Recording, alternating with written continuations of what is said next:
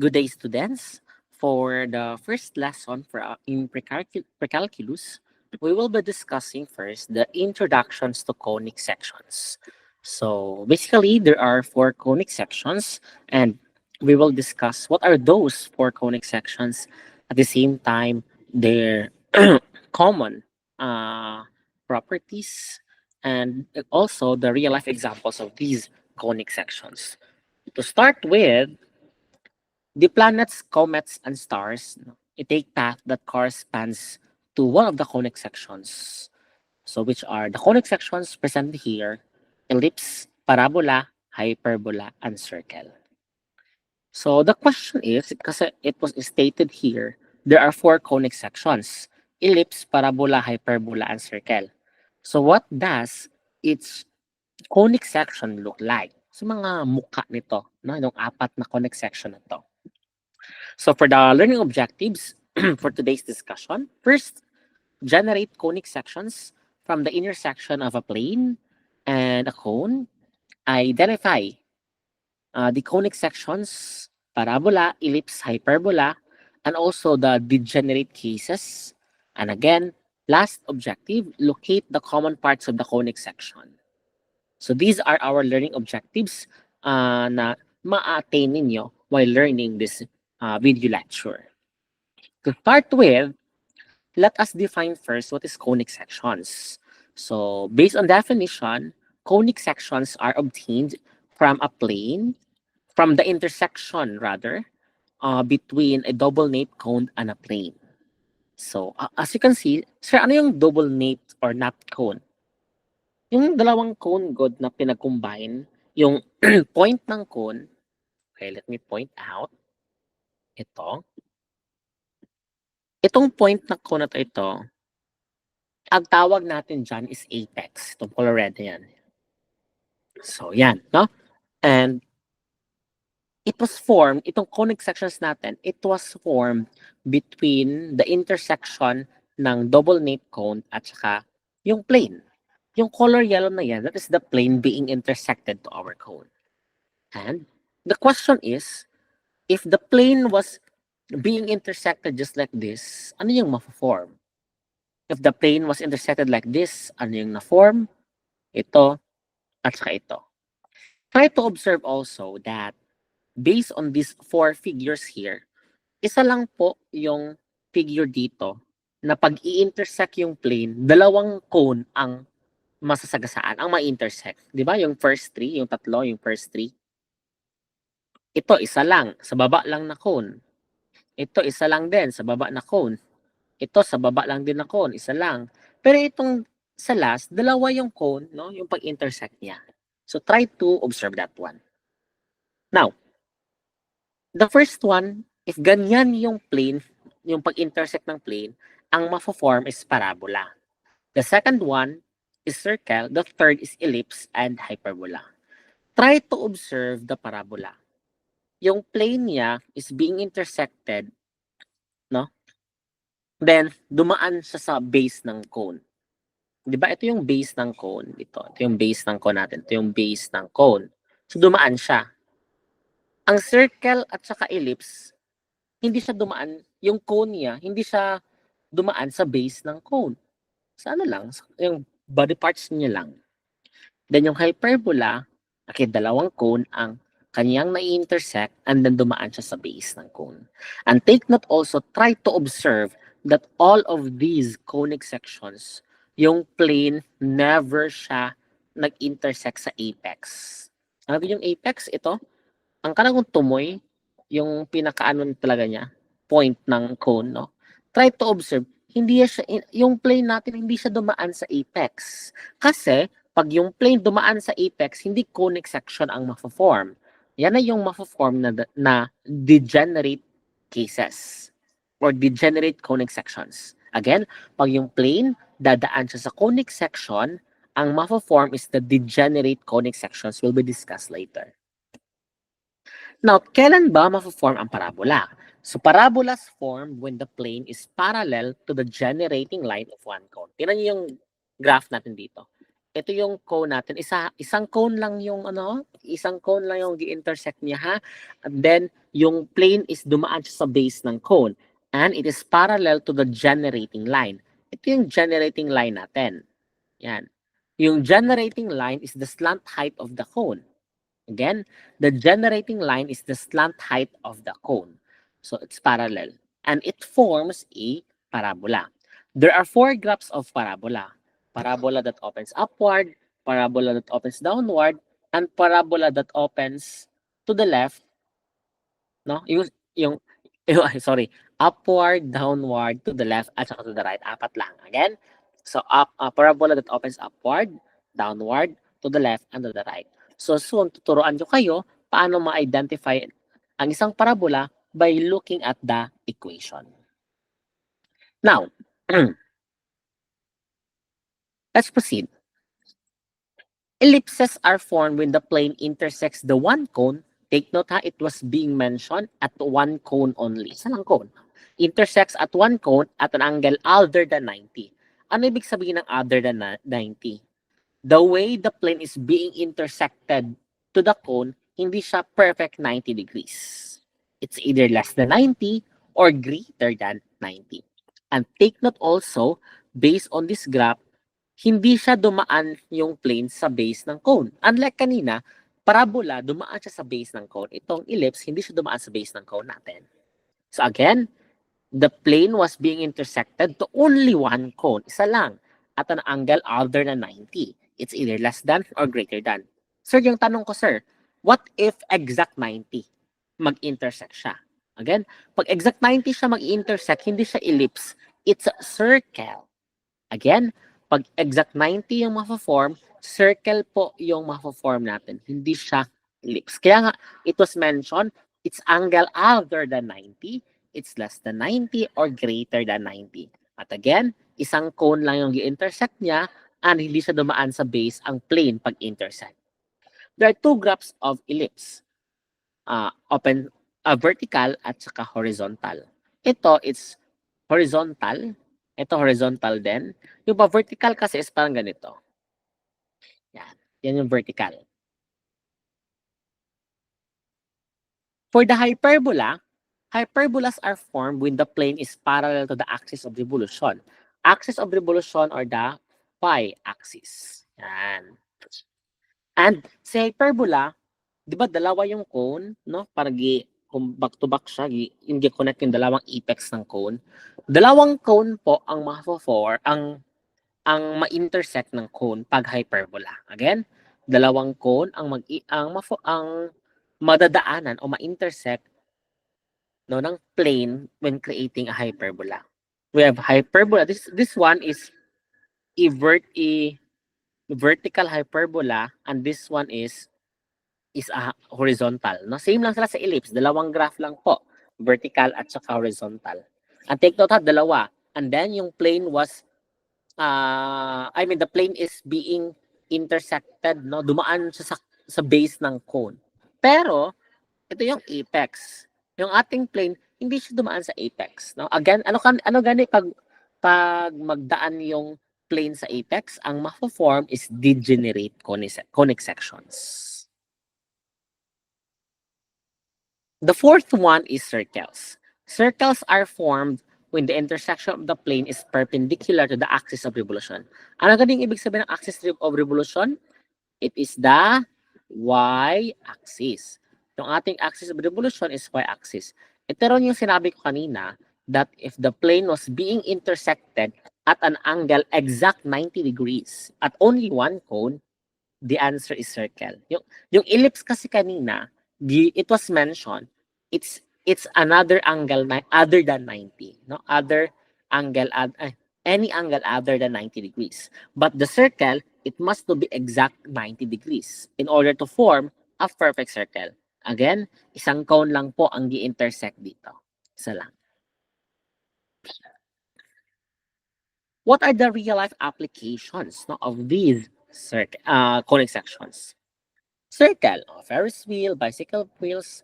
Meron din tayong circular na plato. Yung surface ng piso is circle at saka yung mga coins, 'di ba? Circular 'yon. Napakaraming examples ng circle in real life. Ellipse, elliptical dome, itlog, yung score ninyo, yung score sa quiz na 0, ellipse yan siya. And yung optical orbit, yeah, it's ellipse. Meron din tayong mga ellipse na plato, yung mga platito at saka plato na pang oval na ano, shape, no? The surface is ellipse. At many more, napakarami pa.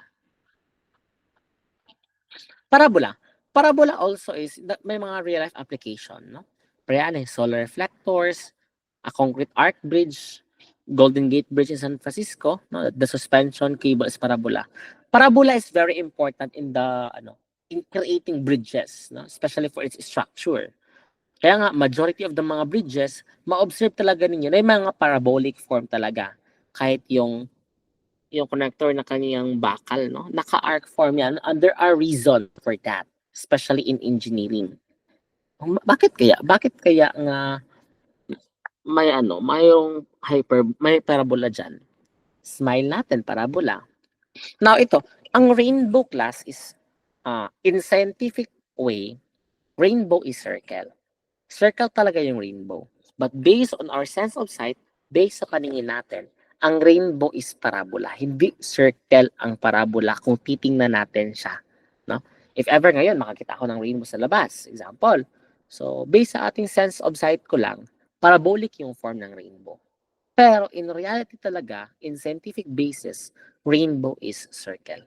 So if ever may maglabas sa inyong quiz or activity ninyo, asking if whether rainbow is a circle, try to observe the situation. Whether the tao, no, yung person na yon is using her sense of sight only, then the rainbow must be a parabola. But if there is a scientific evidence or basis, no, presented, then the rainbow is circle. Hyperbola. We have sundial, thermal power plant, hyperbolic paraboloid. We also have yung hourglass, yung may sand sa loob, hourglass. Meron din tayong mga, yung court, di ba? Mapapansin sa basketball court. May ganun di ba sa basketball court, di ba? It's a hyperbola. Coca-Cola bottle, it's hyperbola. And many more. Napakarami pang iba. Now, degenerate conic sections. No? Ito yung sinabi ko kanina. No? If your plane passes through the apex, degenerate conic sections will form. Again, if yung plane natin dadaan siya sa apex, ang mafo-form is degenerate conic sections. There are 3 degenerate conic sections: intersecting lines, single lines, at saka single point. No? Ito. Try to observe that one. No? As you can see, that color red, no, it represents the plane. If the plane is being intersected like that, it creates or it forms degenerate conic sections. Dumaan siya sa apex, no? Their similarities, dumaan siya sa apex. Asa mo ng apex banda, Sir Idara? Let me change color muna. Ito yung apex. Yan, sa gitna. Yan. Yan yung apex natin. Okay? Lahat, no? There are 3 degenerate conic sections, intersecting lines, single lines, at saka single point. So please observe that one. And again, ang similarities, dumaan siya sa apex. Now, let's discuss the common parts of the conic section. By the way, let me shift into my whiteboard here sa tablet ko.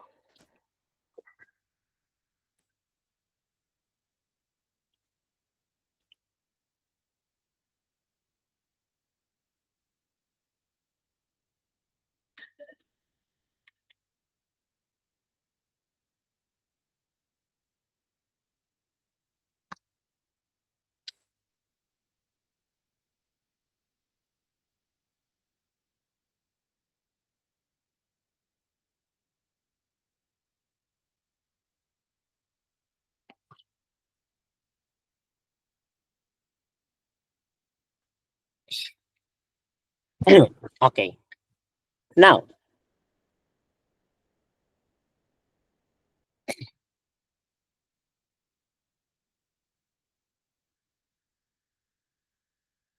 so here, there are 4 conic sections. Apat yun sila.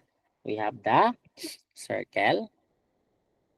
We have the parabola. We have the ellipse.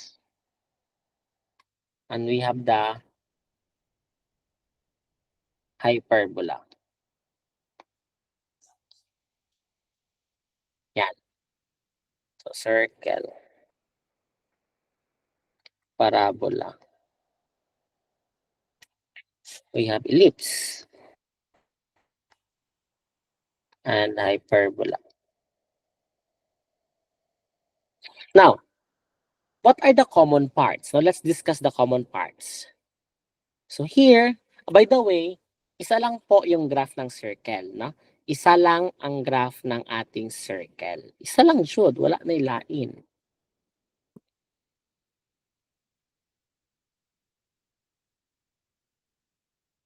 Hala, wait lang ha.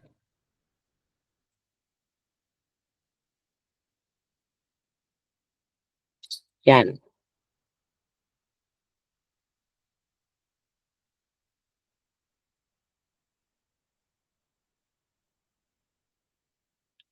Then, ang parabola, there are 4 graphs ng parabola, class. Apat yung graphs ng parabola. Ha, apat. To the left, to the right, upward, and downward. Ang ginamit ko dito is upward yung ating graph, no? Upward. Sa ellipse, dalawa.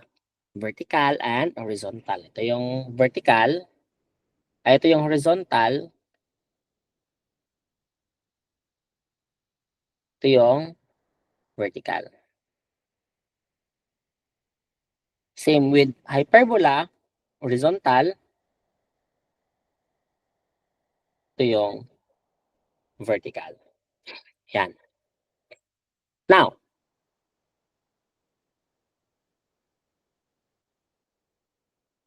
we have vertex. Anong ibig sabihin ng vertex? Vertex is the turning point, the maximum point, no? Or the extreme point of parabola, ellipse, and hyperbola. Again, vertex is the turning point, extreme point, maximum or minimum point, no? Kaya tinawag siyang extreme point because that's the turning, the minimum maximum point of parabola, ellipse, and hyperbola. Wala palang vertex ang circle. Yes, walang vertex ang circle. Pero kay parabola, merong vertex sa ellipse and hyperbola. So sir, saan makikita ang vertex nila? Ito yung vertex.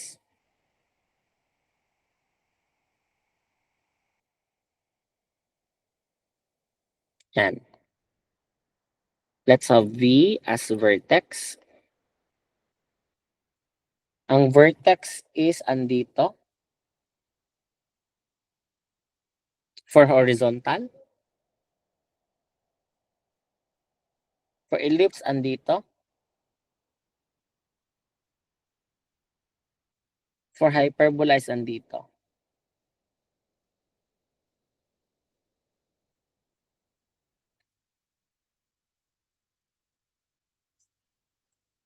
Yan.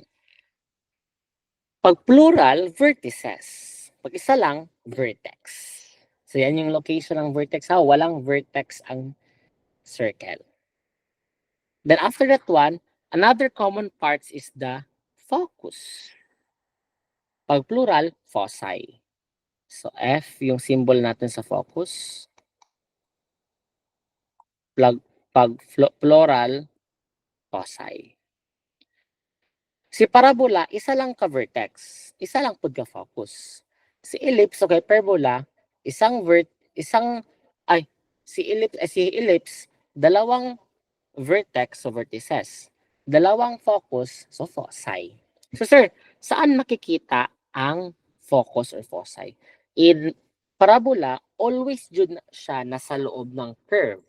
Again, yung focus is always siya nasa loob ng curve. Focus is a point.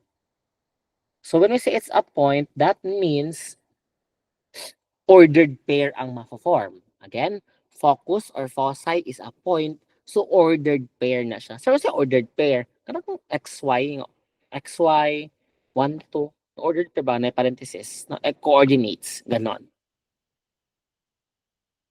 Next, sa ellipse, saan banda ang foci, kasi dalawa naman no, ellipse man hyperbola, dalawa. So foci ng ellipse at saka hyperbola, saan banda makikita? So here, dito natin makikita ang foci ng ellipse at saka hyperbola. Just like what I've mentioned kanina, the foci of ellipse and hyperbola at even parabola nasa sa loob sa curve. Diri. Assume lang niya, assuming lang ta. Diyan. Kaya naman siya sa always dira sa loob. Yan.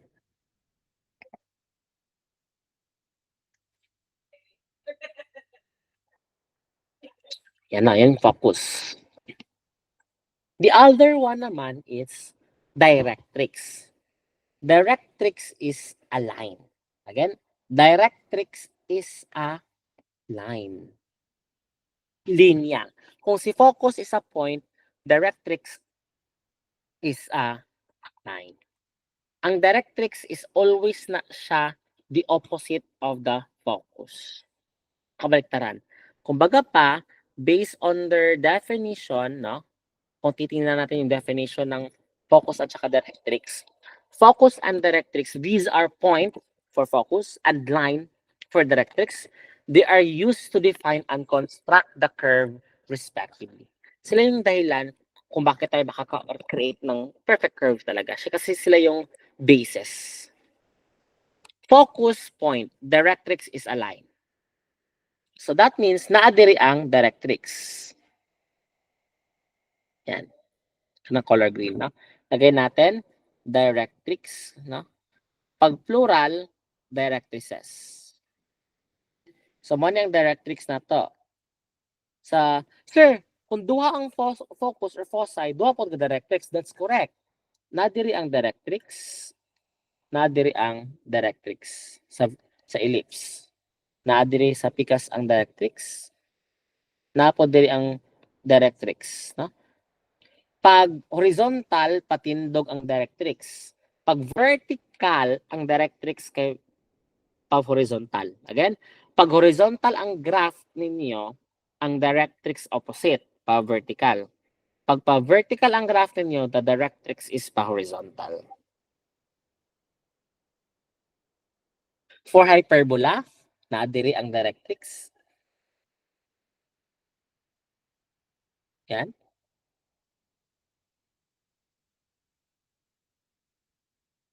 Plus, i-take note ninyo na siya. Never jud magdaan or mag-intersect ang directrix sa graph.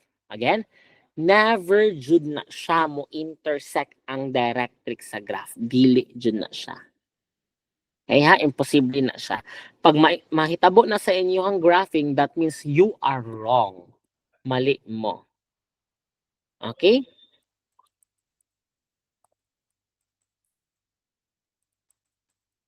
Take note ha, never mo intersect ang directrix sa graph. Take note of that.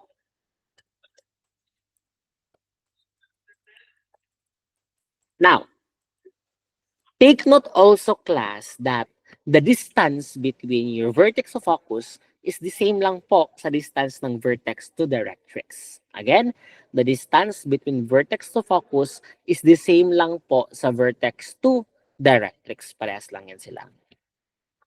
Now, let's proceed to the last part. We have here the, wait lang, ito ko color, kinahurot na akong color.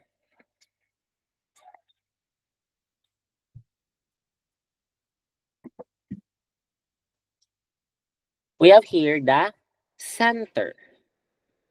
No? C, center. Si parabola walay center. Si circle na ay center. Si ellipse na ay center. Yan. Si hyperbola na ay center. Class, unique ang center ni hyperbola. Kagitungan siya sa directrix. Wala siya sa sulod sa curve sa hyperbola. Again, ang center ng hyperbola is wala siya sa sulod sa curve.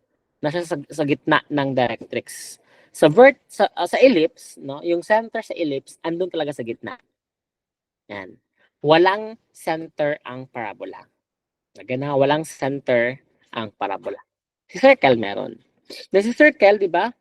From this point to this center, ang tawag natin dyan is radius. No?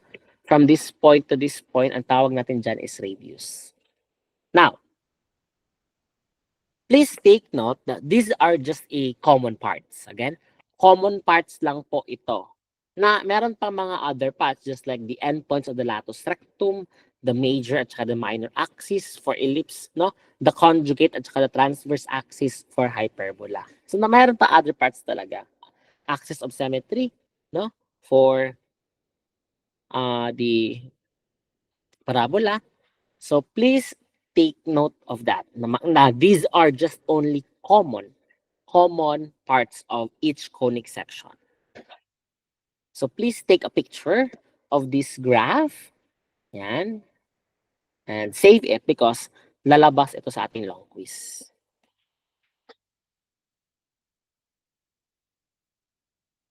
Okay?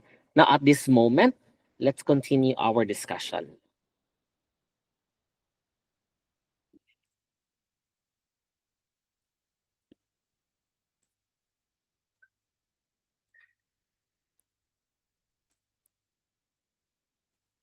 Okay. Let's continue. Now, let's proceed, no? For circles, center is the point of equidistant from any point of surface. Ano ibig sabihin ng point of equidistant? Class, no? Kung yung sinabi ko kanina, if ito yung point natin, ito, i-connect natin ang tawag radius. If ito rin yung point natin, another point, it's another radius. Lahat ng radius in a circle parehas lang po yung size, yung distance or yung measurement. In a specific circle. Kasi kaya tinawag siyang point of equidistant. Now, let's have a practice before we will end. If a cone-shaped pita bread was cut as shown in the figure, which curve will be formed between the intersection of the knife and the pita bread? Ano yung conic section ang ma-form?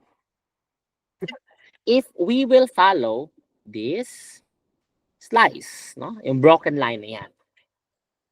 The answer is, it's parabola. Parabola yung ma-form kasi yung pag-slice natin, dumaan siya sa base ng cone. Again, isa lang po yung cone natin dyan, yung pita bread. Dumaan yung pag-slice natin sa base ng cone, ang base ng pita bread, that means that's parabola. Pero, if dito tayo nag-slice, yan, if dyan tayo nag-slice, if dyan tayo nag-slice, no, hindi parabola ang ma-form. Ellipse po yung ma-form natin. Pag dyan tayo mag-slice. Pero kasi yung slice given in the figure, dumaan pa siya sa base ng ating cone, so it's parabola. But, if ang pag-slice natin is perfect siya dito na straight talaga, let's assume it's straight, no? Ang ma-form is, ano yung ma-form? It's circle. Circle yung ma-form. So please take note, no? Of this also, circle. Wait lang. Yeah. Again, based on the original problem, based on the broken line na color black, no? If ganyan na yung pagka-cut ng pita bread, automatically, the conic section is parabola. If hindi siya dumaan sa base ng cone, kasi dumaan ito sa base ng cone, di ba, sa taas. Dumaan siya. So, if sa gilid tayo, para ng kabila, it's ellipse. Pag perfect straight siya, no? It's perpendicular to the axis of revolution, it's circle. So let's wrap our discussion. Conic sections are curves obtained from the intersection between a double nape cone and a plane. And there are three types of conic section: parabola, ellipse, and hyperbola. A circle is a special kind of ellipse, or circle is a special type of ellipse, and it is considered now as the fourth conic section. Parabola is formed when the plane is parallel to the generating line of one cone. Isa lang, pero dumaan siya sa base ang pag-intersect. Ellipse is formed when the plane intersects the cone at an angle other than 90. Ibig sabihin ng other than 90, any angle less than 90, then greater than 90, no? Take note, isang cone lang din siya. Hyperbola is formed when the plane is parallel to the axis of revolution or the y-axis. And lastly, circle is formed when the intersection of the plane is perpendicular to the axis of revolution. The axis of revolution na gina-mention dito, this is the y-axis. Also, kailan ba ma-form ang degenerate conic sections? Degenerate conic sections are formed when the plane intersects, dadaan siya sa apex or apex ng double nape cone. There are three degenerate conic sections. We have the intersecting line, we have the single line, at saka the point. Common parts ng ating conic section: vertex, focus, directrix, and center for ellipse, hyperbola, at saka circle. Vertex is the extreme point. Ibig sabihin ng extreme point, the maximum point, the turning point, the minimum point. Na? Walang vertex ang circle. Merong vertex sa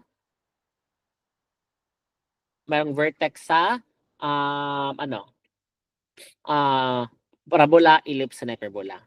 Center, walang center ang parabola. Meron lang si circle, ellipse, at saka hyperbola. Focus, directrix, isa lang. Vertex kay parabola. So, vertices na kay ellipse and hyperbola, kay dalawang foci, dalawang directrices. And that's all, and thank you for watching. So, don't forget to take down notes also. Bye, everyone.